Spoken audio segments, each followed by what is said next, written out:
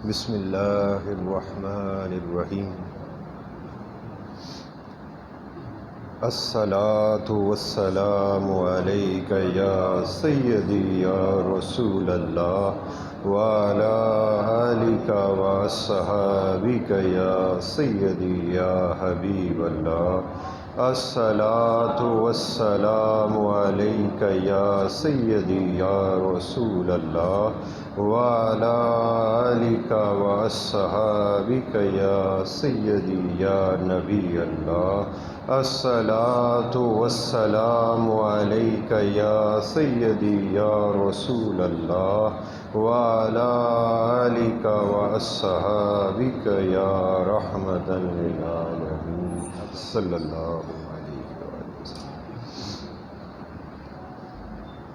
تمام تعریفیں، سب طرح کی تعریفیں اللہ ہی کے لیے، تمام تعریفیں، سب طرح کی تعریفیں رب کائنات ہی کے لیے ہیں، جس نے آدم علیہ السلام سے مخلوق کو پیدا فرمایا، اور درود ہو، سلام ہو اس ذات عالی پر، اس ذات پاک پر جنہیں اللہ تبارک تعالیٰ نے سب سے پہلے پسندیدہ بنایا۔ وہ میرے آقا و مولا ہیں، وہ میرے مرشد پاک کے آقا اور مولا، وہ ہم تمام غلاموں کے آقا اور مولا، وہ اس کائنات کے مرکز اور خوبصورتی کے تخت پر جلوہ فرما، وہ اس کائنات کے مرکز اور خوبصورتی کے تخت پر جلوہ فرما، وہ تمام انبیاء علیہ السلام پر آخری مور ہے، وہ اول بھی ہے، وہ آخر بھی ہے، آپ ظاہر بھی ہیں باطن بھی۔ اے اللہ، وہ تیری ساری مخلوق میں، ساری کائنات میں، تیری خالقیت کے کل دائرے میں سب سے بہتر ہے۔ اے اللہ، ان پر ہمیشہ ہمیشہ درود و سلام ہو۔ اے اللہ، ان پر ہمیشہ ہمیشہ درود و سلام ہو۔ اللہ تبارک تعالیٰ کا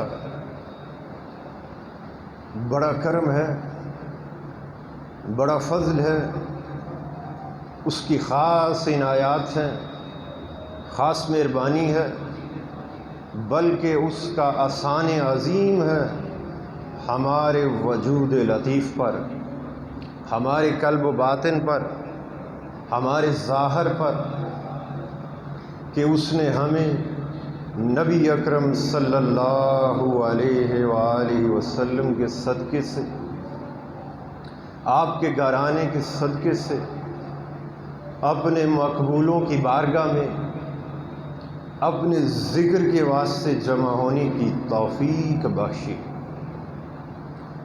اللہ تعالیٰ اس توفیق کو استقامت دوام عطا فرمائے، اور جب تک ہماری زندگی باقی ہے، یہ سانس چل رہی ہے، دل دھڑک رہا ہے، ہمیں یوں ہی اپنا ذکر کرنے کی اور اپنے مقربین کی صف پر بیٹھنے کی توفیق عطا فرماتا ہے۔ اللہ تبارک تعالیٰ نے قرآن پاک فرقان حمید کے اندر ارشاد فرمایا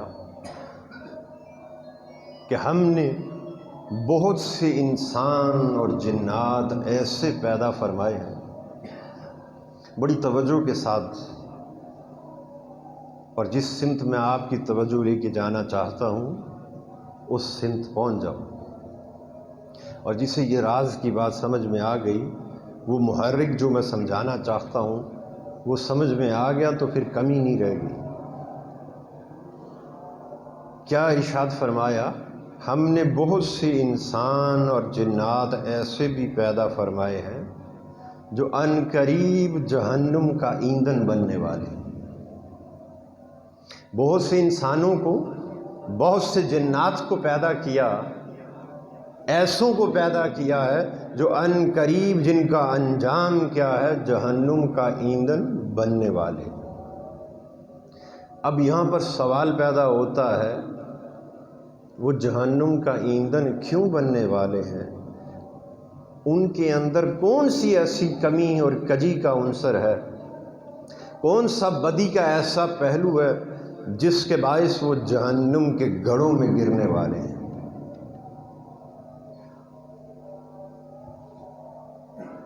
اس آیہ کریمہ کو مزید آگے پڑھیں۔ ہم نے بہت سے انسانوں کو، جنات کو پیدا فرمایا جو ان قریب جہنم کا ایندھن بننے والے۔ کیوں بننے والے ہیں؟ کیونکہ ان کے پاس عقل ہے مگر حق کو سمجھنے سے عاری۔ ان کے پاس کان ہیں مگر حق کو سننے سے عاری ہیں۔ ان کے پاس نگاہیں ہیں، دیکھتے ہیں مگر حق کو دیکھنے سے عاری ہیں۔ انہیں یہ ساری چیزیں میں نے عطا فرمائی، انہیں عقل بھی عطا فرمائی، سماعت کے لیے کان بھی دیے، سوچ و فہم بھی دیا، مگر مجھے سمجھنے سے عاری تھا، عاری رہا۔ ان کی عقل کے اندر میں نہ آ سکا، میری معرفت نہ آ سکی، مجھے پہچان نہ سکے، مجھے سن نہ سکے، مجھے دیکھ نہ سکے۔ ان کا قصور کیا ہے کہ جو انہیں جہنم واصل کرے گا وہ یہ ہے کہ وہ حق کی پہچان سے، یعنی اسے آسان الفاظ میں اگر لے کر آئیں تو حق طلبی ان کے اندر نہ تھی۔ اب جو بندہ مولا کی پہچان سے محروم ہو، اس کی معرفت سے محروم ہو، ہم اکثر عرف عام کے اندر ایک دوسرے کو اکثر کہہ دیتے ہیں کہ فلاں شخص بڑا کمینہ ہے، کہہ دیتے ہیں، بولیے کہتے ہیں کہ ایسے ہی بس جب بھی جی میں آئے تو کسی کو بھی کمینہ کہہ دیتے ہیں، اپنی ذاتی رنجش کے تحت ہم کسی کو بھی کمینہ کہہ دیں گے، کبھی کچھ کہہ دیں گے، مگر حقیقی معنوں میں کمینہ کسے کہتے ہیں آج وہ بھی سن لو۔ کسی اللہ والے سے پوچھا گیا کہ حضرت یہ کمینہ کسے کہتے ہیں؟ آپ فرمانے لگے کمینہ اس شخص کو کہتے ہیں جسے حق کی پہچان نہ ہو اور وہ کسی سے دریافت بھی نہ کرے۔ میری بات کو سمجھ؟ جو میں نے اس سے قبل آیہ کریمہ کا ترجمہ آپ کو بتایا ہے اسے بھی محرک رکھیں، اگلی آنے والی ساری باتیں اس مقصد کو سمجھانے کے واسطے۔ تو فرمایا کہ کمینہ اس شخص کو کہتے ہیں حقیقی معنوں میں جسے اللہ تعالیٰ کی پہچان نصیب نہ ہو اور وہ کسی سے دریافت بھی نہ کرے، کوشش بھی نہ کرے۔ فرمایا بس زندگی ایسے ہی گزارتا چلا جائے، حق کی پہچان سے عاری ہی رہے اور اسی حال میں زندگی گزارتا ہوا قبر میں جا پہنچے۔ فرمایا وہ شخص حقیقی معنوں میں کمینہ۔ اب یہ جو حق طلبی ہے یہ اللہ تعالیٰ کی طرف سے بہت بڑی توفیق ہے، اور انسان کے اندر، من کے اندر جب تک انسان کو اپنے غافل ہونے کا احساس نہ ہو، اس کے سوچ و فہم کے اندر، اس کی طبیعت و حال کے اندر یہ احساس جب تک پیدا نہ ہو کہ میں غافل ہوں، اس وقت تک وہ غفلت سے دور نہیں ہو سکتا۔ جب تک ہمیں یہ احساس ہی نہ ہو کہ ہم غلط ہیں، ہم غلطی پر ہیں، ہم خطا کار ہیں، سیاکار ہیں، اس وقت تک ہم اپنے حال کو بدل نہیں سکتے، خواہ لمبے لمبے سجدے ہی کیوں نہ کرتے چلے جائیں، اللہ والوں کی صف پر بیٹھتے ہی کیوں نہ ساری زندگی بیت جائے، وہ حالت نصیب نہیں ہو سکتی۔ کیوں نہیں نصیب ہو سکتی؟ جب تک ہمیں اپنے اس بات کا شعور ہمیں نصیب نہیں ہوگا کہ ہم غافل ہیں، ہم غلطی پر ہیں۔ تو سب سے پہلے جس شے کی ضرورت ہے وہ اس شعور کی ہے کہ ہمیں اس بات کا احساس ہو جائے کہ ہم غافل ہیں، غفلت میں پڑے ہوئے ہیں، تو سب سے پہلے جو توفیق کا ایک دروازہ انسان کے قلب پر کھلتا ہے، اللہ تبارک تعالیٰ نے ارشاد فرمایا جسے میں پسند فرما لیتا ہوں اس کے دل کی جڑ پر اپنے نور کی بارش فرما دیتا ہوں۔ اب نور کی بارش کیوں فرماتا ہے، اس پر غور کریں۔ وہ نور کی بارش اس لیے فرماتا ہوں، خود ہی فرما دیا میں جسے چاہتا ہوں سیدھا رستہ دکھانا چاہتا ہوں، صراط مستقیم پر گامزن کرنا چاہتا ہوں تو اپنے نور سے دکھاتا ہوں۔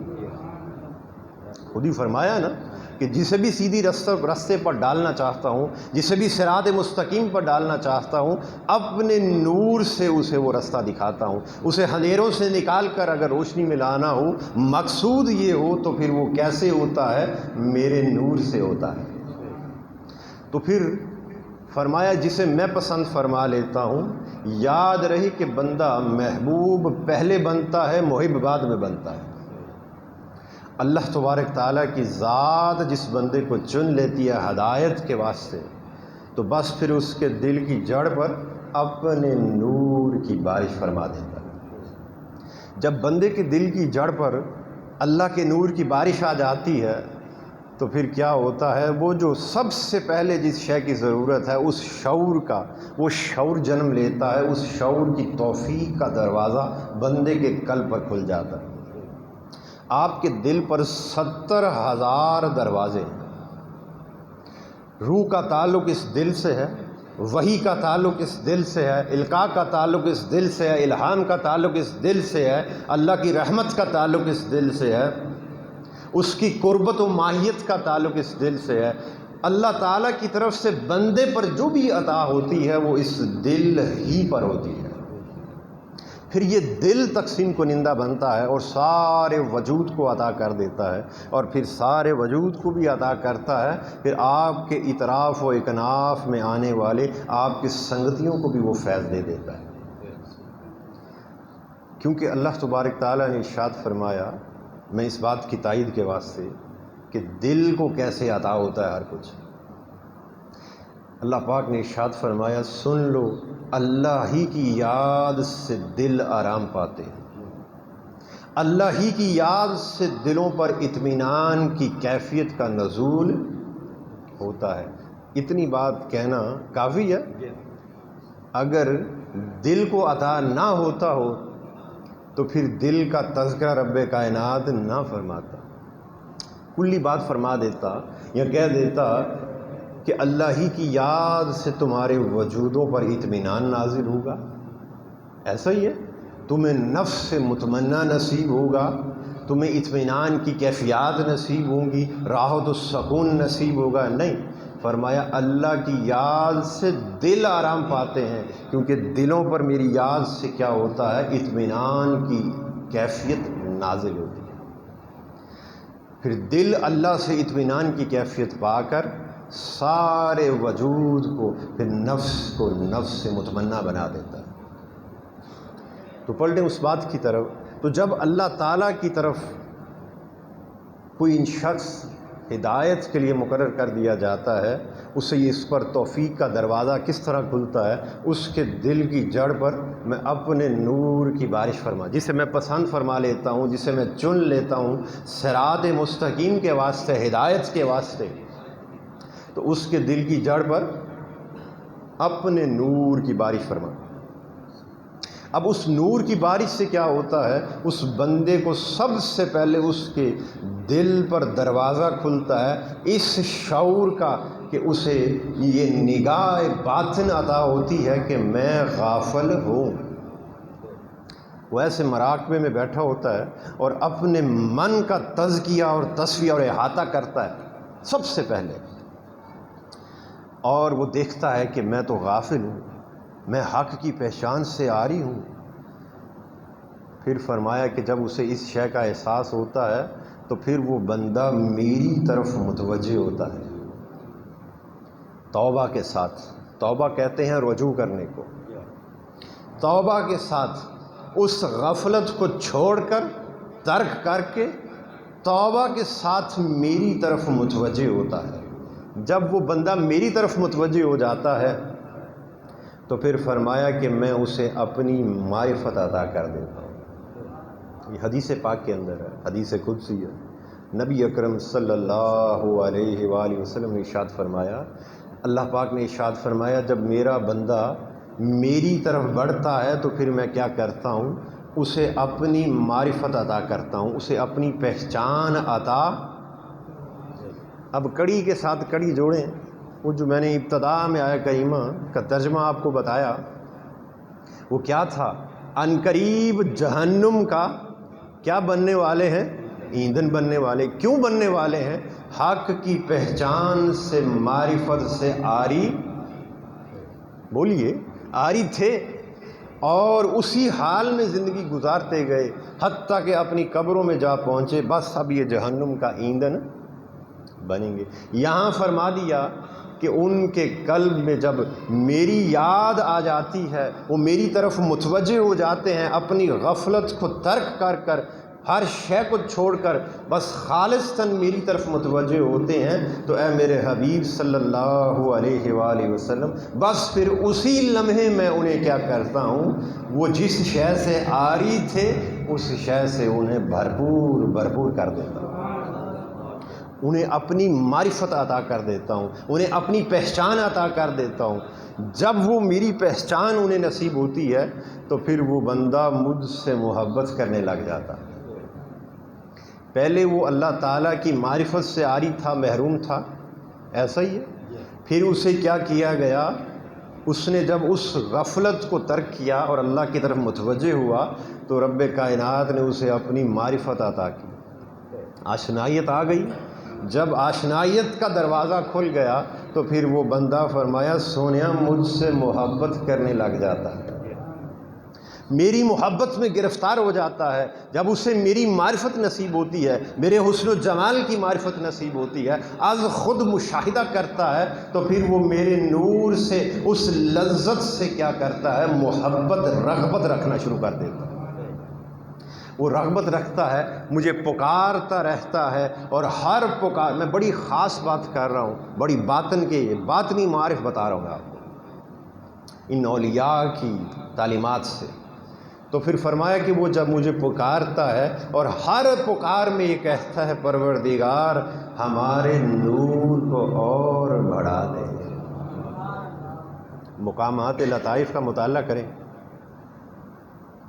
سب سے پہلے نفس ہے، بولیے، نفس کے اوپر قلب ہے، روح ہے، سر ہے، خفی ہے، اخفا ہے۔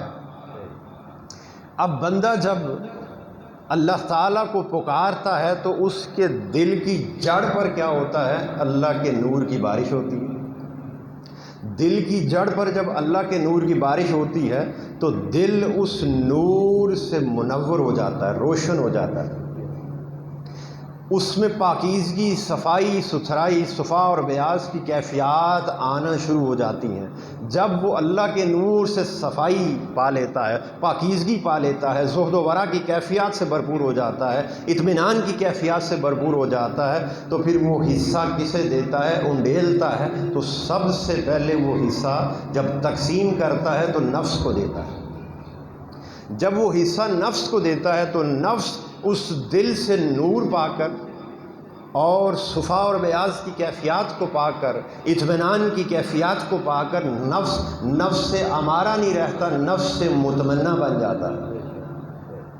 جب بندے کا نفس سے مطمئنہ بنتا ہے تو نفس دل کے مقام پر آ جاتا ہے۔ میں یہ بڑی راز کی بات بتا رہا ہوں آپ کو۔ نفس کہاں آ جاتا ہے؟ دل کے مقام پر، اور دل ترقی کرتا ہوا روح کے مقام پر آ جاتا ہے، اور روح ترقی کرتی ہوئی سر کے مقام پر، اور سر پھر خفی کے مقام پر، اور خفی پھر اخفا۔ اس طرح سارے مقامات لطائف جو ہیں وہ یکجا ہو کر اللہ تعالیٰ کا از خود مشاہدہ کرتے ہیں۔ اب اس حدیث پاک کی طرف آ جائیں۔ یہ جو راز بتانا تھا اسے مزید آگے بڑھاتے ہیں۔ فرمایا کہ پھر وہ بندہ جب اسے میں اپنی معرفت، اپنی پہچان عطا کر دیتا ہوں تو پھر وہ میری پہچان کو پا کر، جس سے وہ پہلے محروم تھا، پھر کیا کرتا ہے؟ مجھ سے محبت کرنے لگ جاتا ہے۔ وہ جو ایک عالم جبروت و لاہوت کی فضائیں اس کے من کو نصیب ہوتی ہیں، میری یاد کرتا ہے، مجھے پکارتا ہے، میری طرف متوجہ ہوتا ہے، تو پھر میں کیا کرتا ہوں؟ مجھ سے میرا نور بھی پاتا ہے۔ اب یہاں پر ایک بڑی راز کی بات ہے، جب بندہ اللہ سے نور پاتا ہے تو سن لو، ملائکہ سے بھی مرتبے میں اونچا ہو جاتا ہے۔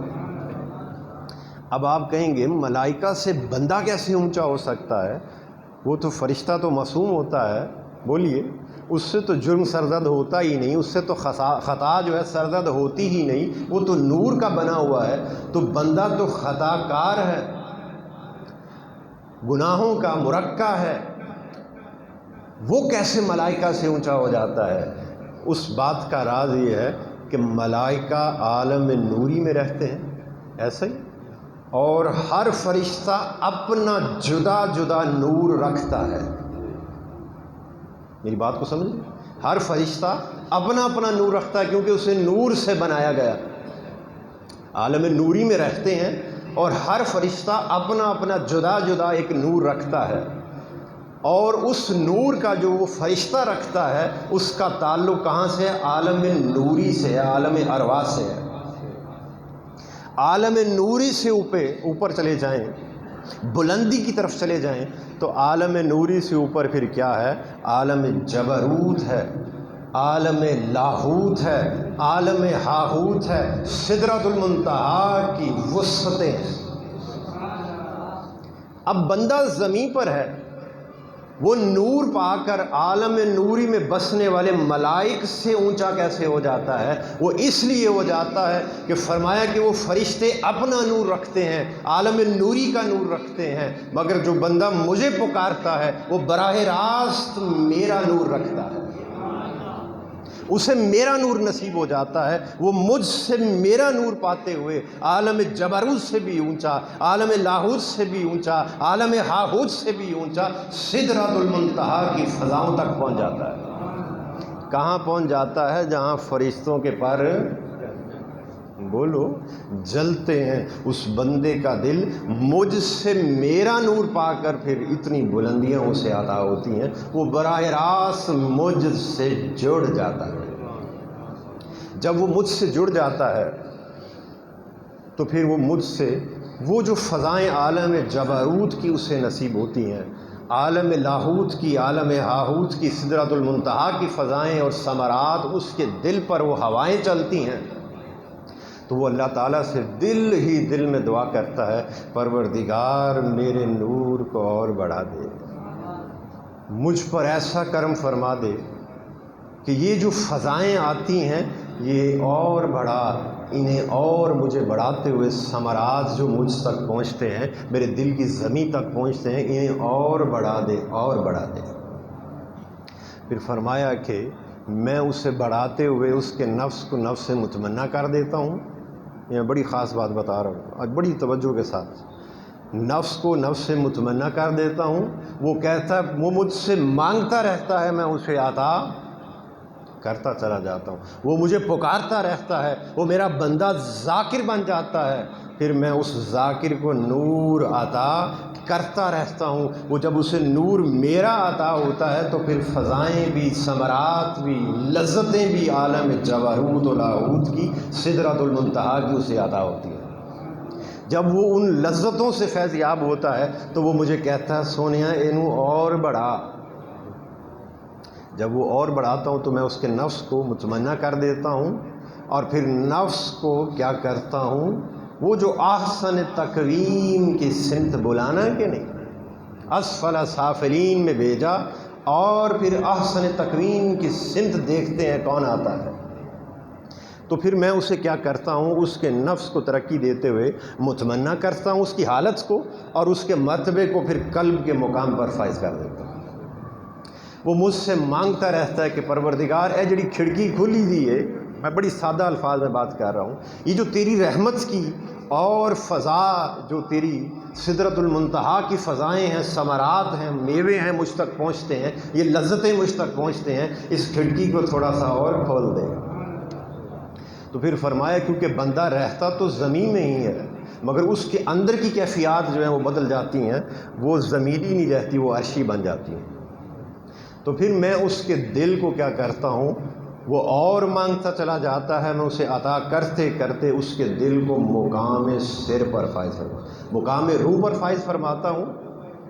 اب جب مقام روح پر فائز ہو جاتا ہے تو روح کا تعلق کہاں سے ہے؟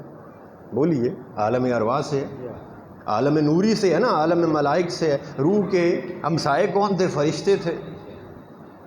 تو اسے عالم نوری کا فیض نصیب ہوتا ہے، عالم نوری کی فضائیں اس کے دل پر آتی ہیں، عالم نوری کی لذتیں اور میوے اسے نصیب ہوتے ہیں جب وہ مقام روح پر فائز ہو جاتا ہے۔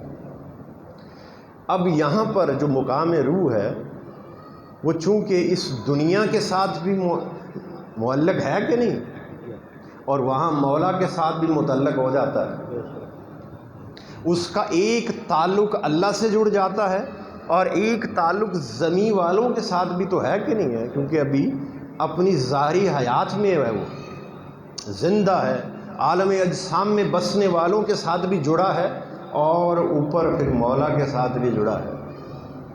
تو پھر فرمایا کہ جب بندہ مقام روح پر ہوتا ہے تو اسے اکثر اوقات ایسا ہوتا ہے کہ اسے عالم نوری کی فضائیں اس کے دل پر آتی ہیں، وہ مجھے یاد کرتا ہے، ایک ایسی کیفیت اس کے دل پر طاری ہوتی ہے، اسے سکون کی، اطمینان کی، وہ جو فرمایا میری یاد سے دلوں پر اطمینان وارد ہوتا ہے، وہ پھر ایک سکون کی، اطمینان کی کیفیت بھی اس کے دل پر آتی ہے، اور پھر ایک لمحہ ایسا بھی آ جاتا ہے کیونکہ دنیا کے ساتھ بھی جڑا ہے، نفسانی خواہشات کے ساتھ بھی جڑا ہے، اس تاریک کوٹھے کے ساتھ بھی جڑا ہے، تو پھر وہ ایک لمحہ زندگی کا ایسا بھی اس پر آ جاتا ہے، وقت ایسا بھی آ جاتا ہے کہ وہ کھڑکی بند ہو جاتی ہے اور دنیاوی معاملات چل پڑتے ہیں۔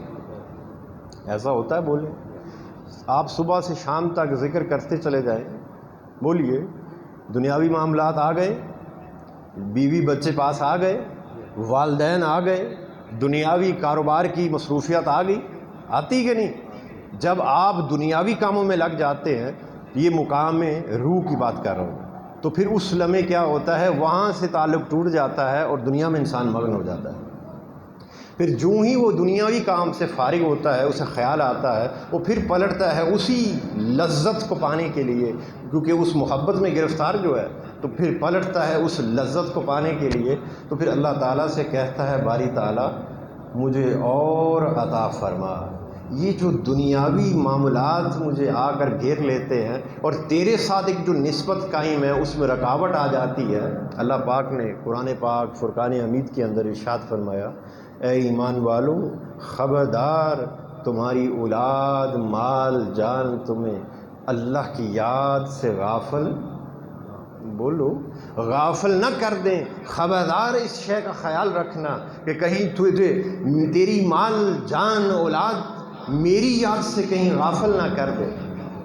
جب غفلت کا عنصر پیدا ہونے لگتا ہے، وہ بندہ دل ہی دل میں کانپ اٹھتا ہے اور مولا سے دعا کرتا ہے، پروردگار مجھے غافلوں میں سے، پھر غافلوں میں سے نہ کر دینا، مجھ پر ایسا کرو فرما دے، ایسی لذتیں مجھے عطا فرما، مجھے اور وسعت و ترقی عطا فرما دے کہ بس میرے قلب پر تیری یاد ہی باقی رہے، تیرا دھیان ہی باقی رہے، اور سدرۃ المنتہا کی ہی لذتیں اور فضائیں چلتی رہیں۔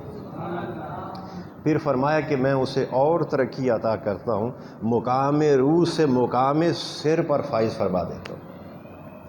اب مقام سر وہ لطیف مقام ہے جہاں شیطان کا بس نہیں چلتا، نفسانی خواہشات کا بس نہیں چلتا۔ پھر اس مقام کے بارے میں اللہ تبارک تعالیٰ نے ارشاد فرمایا کہ جو اللہ کے دوست ہیں ان پر نہ کچھ خوف ہوگا، نہ وہ غمگین ہوں گے، اور جو میرے دوست ہیں سن لو، انہیں کوئی شے بھی میری یاد سے غافل نہیں کر سکتی۔ کیوں نہیں کر سکتی؟ کہ میں نے ان کے من کے حال کو ایسا بدل دیا ہے، ایسا وسعتوں والا بنا دیا ہے کہ انہیں میں نے من ہی من میں، دل ہی دل میں مقام سر پر پہنچا دیا ہے۔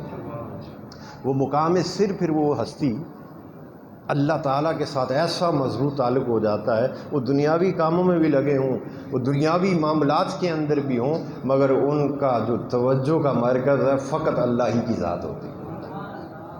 یعنی وہ جو ایک پریکٹس جو ہمیں اولیاء کرام کراتے ہیں، جب بھی کسی اللہ والے کی بارگاہ میں آتے ہیں تو سب سے پہلے وہ کیا کرتے ہیں، آپ کے ظاہر کو دنیا کے حوالے کر دیتے ہیں اور آپ کے باطن کو اللہ کے حوالے کر دیتے ہیں۔ وہ آپ کو ایک پریکٹس ہی ایسی بتاتے ہیں، ایک تربیت ہی ایسی کرتے ہیں، آپ کو ایک اسم اعظم ہی ایسا بتاتے ہیں کہ جس کے کرنے سے انسان کا ظاہر جو ہے وہ دنیا کے حوالے ہو جاتا ہے۔ یہ دنیا کے حوالے سے مراد کیا ہے؟ حلال کاموں کا، اور من کو مولا کے حوالے کر دیتے ہیں۔ ایک فرق پیدا ہو جاتا ہے، جدا کر دیتے ہیں۔ تو پھر فرمایا کہ وہ مقام سر وہ مقام ہے کہ جہاں پھر غیر کا بس نہیں چلتا، بس میں ہی ان کی توجہ کا مرکز رہتا۔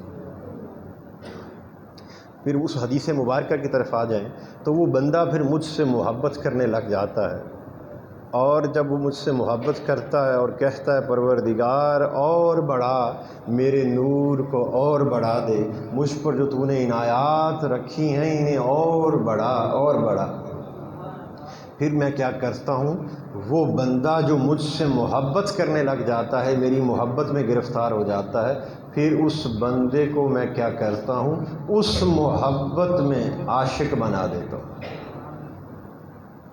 وہ محبت تھا، مقام محبت پر تھا، اب مقام عشق پر پہنچ گیا۔ جب وہ میرا عاشق بن جاتا ہے، اب عاشق کیا ہے، عشق الہی کیا ہے، یہ جان لیں۔ انسان کو سب سے زیادہ کس شے سے محبت ہے؟ اپنی اولاد سے۔ یہ تجربہ کر کے آپ دیکھ لینا، جب اولاد کو کسی تکلیف پہنچ جائے، کسی بھی شخص کی اولاد کو جب کوئی تکلیف آتی ہے، پریشانی آتی ہے، تو بندہ اپنا جان مال ہر شے دینے کو تیار ہو جاتا ہے۔ تو اس سے کیا ثابت ہوا کہ سب سے زیادہ محبت کس سے کرتا ہے؟ اولاد سے۔ تو فرمایا مقام عشق وہ مقام ہے، اللہ کا عاشق بندہ اس وقت بنتا ہے جب اولاد کی محبت بھی دم توڑ جائے۔ وہ محبت جس سے سب سے زیادہ دنیا میں انسان محبت کرتا ہے، وہ محبت بھی اللہ تعالیٰ کے ذکر کے سامنے، اس کی محبت کے سامنے دم توڑ جاتی ہے، اسے کوئی فرق رہتا ہی نہیں۔ امام زین العابدین رضی اللہ تعالیٰ عنہ، آپ کے گھر کو آگ لگ گئی، آپ نماز پڑھ رہے تھے، شور مچ گیا، آگ بجھانے کے لیے لوگ کوئی ادھر جا رہا ہے کوئی ادھر جا رہا ہے، آپ اپنی نماز میں مگن تھے۔ جب سلام پھیرا تو آگ پر قابو پا لیا گیا، اور سلام پھیرنے کے بعد ایک پوچھنے والے نے پوچھا بھی حضرت آپ کے گھر کو آگ لگ گئی تھی، آپ نماز پڑھ رہے، آپ فرماتے مجھے اس آگ سے کیا لینا دینا، میں تو وہ جہنم کی آگ بجھا رہا تھا۔ بات کو سمجھ، ایسا تعلق جب بندے کا پیدا ہو جائے کہ اسے ہر شے سے بڑھ کر اللہ کی ذات اور اس کا رسول بن جائے، یہ ہے ایمان۔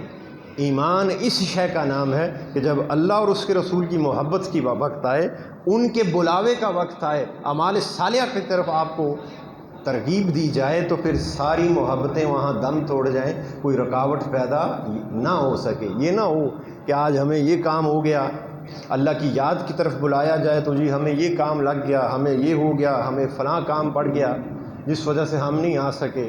بات کو سمجھ رہے؟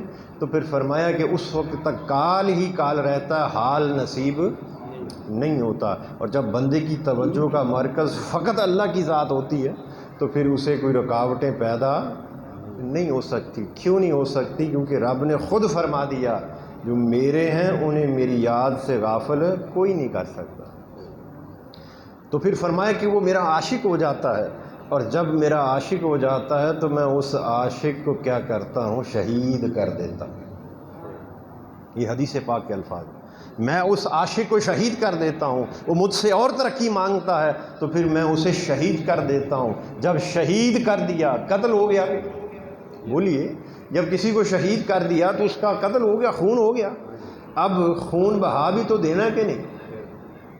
تو پھر فرمایا ہے میرے حبیب صلی اللہ علیہ وآلہ وسلم، پھر میں جب اسے شہید کر دیتا ہوں تو پھر میں اسے بطور دیت، بطور خون بہا اپنا آپ اسے عطا کر دیتا ہوں۔ پھر میں اس کی نگاہ بن جاتا ہوں جس سے وہ دیکھتا ہے، میں اس کے کان بن جاتا ہوں جس سے وہ سنتا ہے، میں اس کی زبان بن جاتا ہوں جس سے وہ کلام کرتا ہے، حتیٰ کہ میں اس بندے کا دل بن جاتا ہوں جس دل سے وہ ارادہ کرتا ہے۔ تو پھر فرمایا کہ جنہیں عشق الہی کے اندر ایسی تقویت اور ایسا مقام نصیب ہو جائے تو پھر ان کے دل میں بس جاتا ہوں۔ تو آپ کا وقت ہو گیا، اللہ پاک سے دعا کریں، اے اللہ حضور علیہ الصلوۃ والسلام کے نالین پاک کی خاک پاک کا صدقہ ہمارے تمام صغیرہ و کبیرہ گناہ معاف فرما دے، ہماری تمام خطاؤں کو درگزر فرما دے۔ اے اللہ حضور علیہ الصلوۃ والسلام کا صدقہ، آپ کی اہل بیت کا صدقہ، ہمیں قبر کے عذاب سے، محشر کے عذاب سے، صراط اور میزان اور قبر کی ہولناکی سے، موت کی سختی سے بچا دے، ہمارا خاتمہ ایمان پر فرما۔ اے اللہ ہمارے دین اور دنیا کو بہتر فرما دے، ہماری آخرت کو بہتر فرما دے، ہم سے وہی کام سرزد ہوں جسے تو پسند فرماتا ہے، ہمیں ہر اس کام سے روک لے جسے تو نے منع فرمایا۔ اے اللہ حضور علیہ الصلوۃ والسلام کے صدقے سے ہمیں اپنے مقربین جیسی پاک پاکیزہ زندگی عطا فرما، اپنے مقربین جیسی عبادات و تسبیحات کرنے کی توفیق عطا فرما، اپنے مقربین جیسا زندہ سلامتی والا قلب سلیم عطا فرما۔ اے اللہ ہمیں حضور علیہ الصلوۃ والسلام کے صدقے سے پاکیزہ نفس عطا فرما۔ اے اللہ حضور علیہ الصلوۃ والسلام کے نالین پاک کی خاک پاک کا صدقہ میرے مرشد پاک حضرت خواجہ میاں محمد قلب سلیم رحمۃ اللہ علیہ آپ کو دائماً اپنی رحمت کی جھولی میں رکھنا، آپ پر دائماً اپنی رحمت کا سائبان بنا رکھنا، آپ کو ہمیشہ حضور علیہ الصلوۃ والسلام کی آغوش غلامی قربت خاص میں کالی کملی کے سائے تلے رکھنا۔ صلی اللہ علی حبیبہ سیدنا محمد و آلہ و اصحابہ وسلم۔